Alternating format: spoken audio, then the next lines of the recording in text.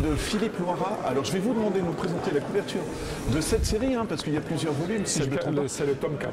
Voilà, alors dites-nous un petit peu, et même si on voit les dessins et les personnages, on connaît d'où c'est venu cette série.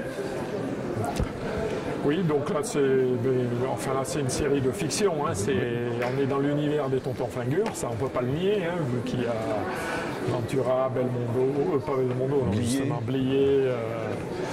Meurice, Constantin. Non, après c'est les quatre. En fait, les quatre flingueurs, c'est Ventura, Blier, Constantin et Francis Blanche. Voilà, exactement. Donc c'est l'univers des Tontons Flingueurs, mais dans notre univers à nous, c'est-à-dire des barbouzes qui mènent des missions, plus des aventures d'ailleurs, complètement pittoresques et burlesques. Voilà, dans l'univers des Tontons Flingueurs. Mais qu'est-ce qui vous a donné envie? Parce que c'est vrai que c'est passionnant, c'est des personnages qui sont, maintenant que j'y pense, qui sont faits pour la bande dessinée aussi, quand on voit le film.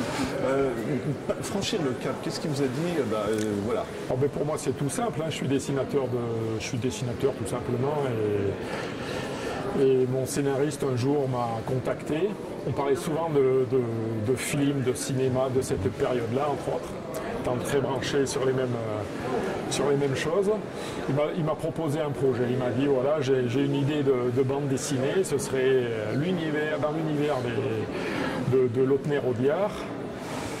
Et le héros serait Lino Ventura. Est-ce que ça me branche? Alors moi évidemment, je suis parti au quart de tour. Hein. Lino Ventura, pour moi, c'est depuis tout gamin, c'est le personnage français, quoi. Donc j'ai dit banco, hein, si un éditeur en veut bien. Donc voilà, lui il avait une approche avec un éditeur, ça a fonctionné tout de suite. Et puis ce qui est bien, c'est que le public a suivi, parce que mine de rien, l'éditeur se posait la question de savoir s'il y avait un public pour ce genre de bande dessinée, mais nous, on s'est vite rendu compte qu'il y en a un, en fait, hein, parce que bon, finalement, moi, je marche quasiment à tous les salons, et la BD aussi.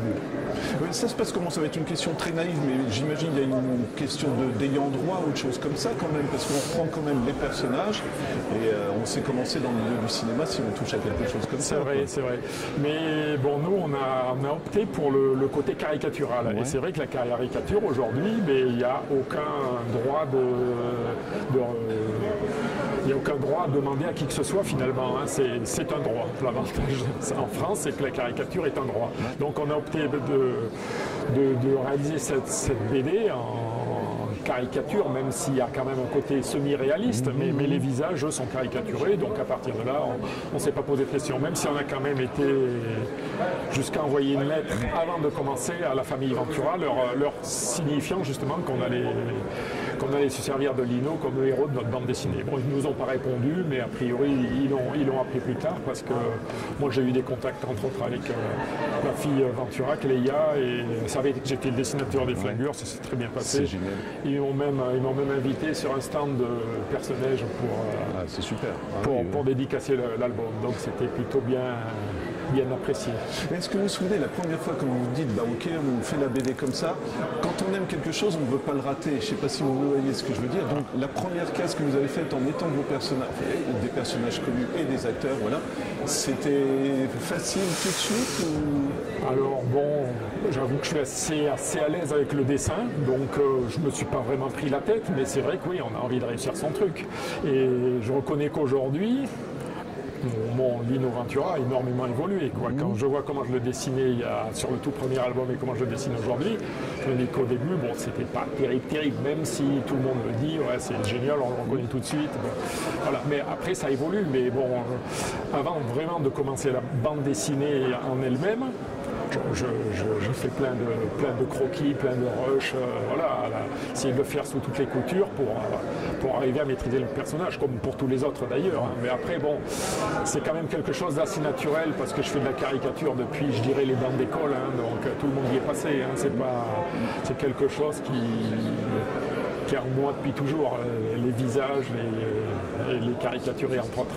Est-ce que ça veut dire qu'il a fallu revisionner le film, se l'approprier? Ouais. Et quand je pense vraiment la caricature, ça colle bien finalement, parce que le film, ils ont tous des mimiques où c'est poussé quand même à ce qu'ils font. Complètement. Ça doit être un régal pour vous, ça. Complètement. Alors les visages, c'est une chose, mais ce qui est génial avec ces personnages, c'est qu'ils ont des attitudes Lino Ventura, surtout. Ouais. Lino Ventura a des attitudes incroyables. Ouais. Toujours la tête un peu penchée, enfin, une façon de regarder, jamais. Toujours en face, mais jamais la tête en face des yeux, finalement. Enfin, c'est des choses très typiques chez lui et qui lui donnent un. Et ça, c'est génial à essayer de retrouver ça. Donc, évidemment, moi, le film, je le passe. Enfin, pas spécialement les Tontons Flingueurs, hein, les films de Lino Ventura en général, je me les passe et repasse pour vraiment m'approprier les attitudes du personnage. Ça, c'est génial, vraiment. Et l'autre acteur, moi, vraiment, et je regarde toujours votre couverture, m'en voulez pas, c'est Blier aussi, parce que dans le film, c'est un régal, ce gars-là. La fameuse scène de la cuite ou des trucs comme ça. Et ça doit être sympa pour vous de retrouver tout ça. Est-ce qu'il y a un lien d'affection qui se crée à force de... Complètement. Je pense qu'il existait déjà avant la bande dessinée, parce que bon, j'ai toujours été fan, entre autres, Blier et Ventura. Ça, c'est véritablement des acteurs incroyables. Blier dans sa diction, mais je ne connais pas d'équivalent. C'est quelqu'un qui est énorme, qu'on a plus de mal à retranscrire dans la bande dessinée, justement. Lino Ventura était plus taiseux, on va dire, et c'était plus dans les attitudes. Un seul regard suffisait avec Lino Ventura. Que Bernard Blier, c'est une diction absolument incroyable, quoi. Et bon, c'est un petit peu plus compliqué mais on s'en amuse quand même beaucoup dans la bande dessinée en lui faisant dire des choses qui auraient pu être dans ses films, quoi. La manière de dire certaines choses. Mais oui, c'est un régal d'avoir ces personnages-là dessinés. Alors, défi pour vous en tant que dessinateur, mais je me dis que le scénariste, c'est quand même Audiard derrière, comme ça, des choses comme ça. Oui. C'est un sacré boulot aussi. Comment ça se passe? Audiard, c'est le dialoguiste, et c'est encore pire. Voilà, oui. Alors, bon, l'histoire en elle-même, c'est déjà quelque chose. Hein. Les tontons, c'était Georges Lautner, enfin, les Barbouzes, Ne nous fâcherons pas, cette trilogie incroyable. Et c'est cet esprit-là qu'on a essayé de conserver. Mais le scénariste, il a quand même ce côté... Alors déjà, il connaissait personnellement Georges Lautner. Et en plus, il a une manière de parler qui, des fois, fait penser à Audiard. Alors, il n'a pas, évidemment, le génie qu'avait Audiard, parce que Michel Audiard, ça reste quand même un dialoguiste hors pair. Mais il arrive à faire des choses qui font immédiatement penser à ce milieu-là. Il n'y a pas assez...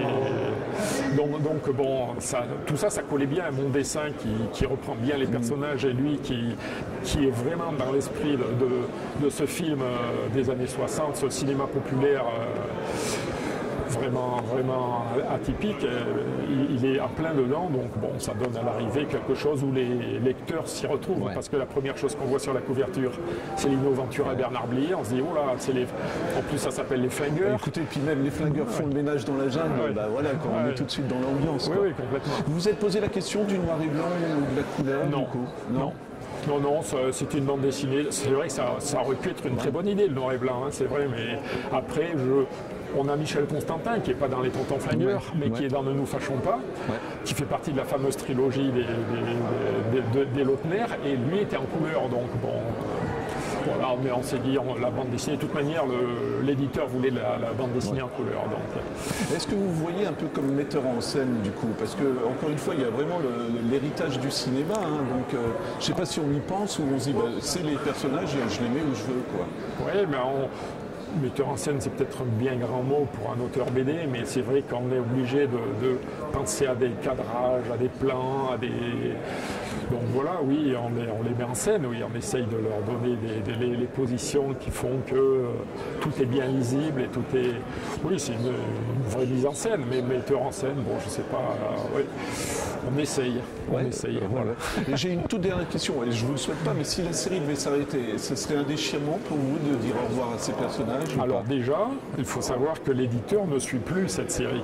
D'accord. Il s'est arrêté à la 3. Il n'a pas voulu renouveler un tome 4. Donc ce fameux tome 4 que j'ai entre les mains, c'est de l'auto-édition. Parce que nous, on n'a pas voulu, enfin, on s'est justement attaché à nos personnages.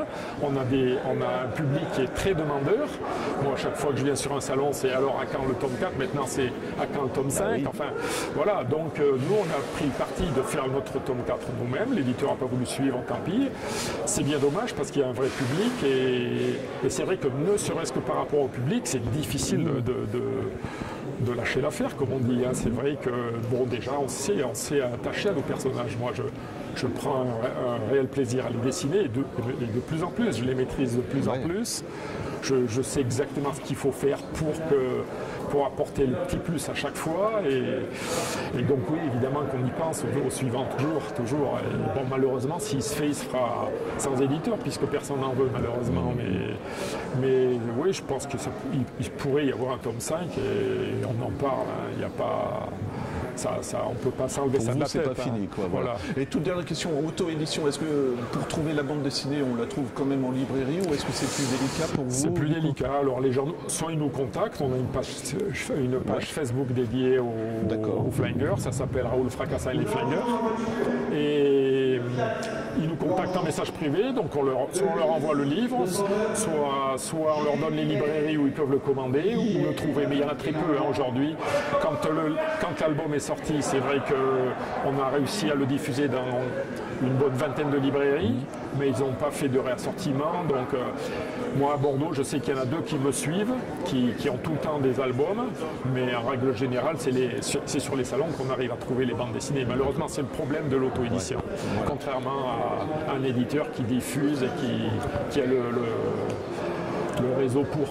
Voilà, en tout cas, on vous souhaite le meilleur et puis qu'il y ait un tome 5 alors. Merci beaucoup. Merci à vous.